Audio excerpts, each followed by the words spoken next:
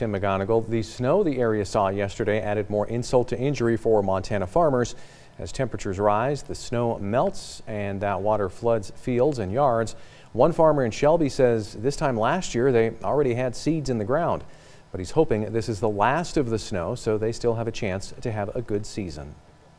We're nervous because it could mean a disaster, or we could end up having, if it's a cool wet summer, we could have one of the best years we've ever had with all this moisture. So once the ground dries some, the Welkers will be planting peas, lentils and chickpeas. Well, with